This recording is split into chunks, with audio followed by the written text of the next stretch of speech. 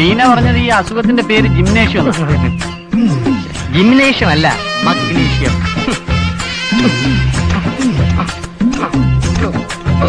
പിന്നെ ഇവിടെ ചെറിയ പണി വല്ലതും കിട്ടും, വലിയ ബുദ്ധിമുട്ടില്ലാത്ത.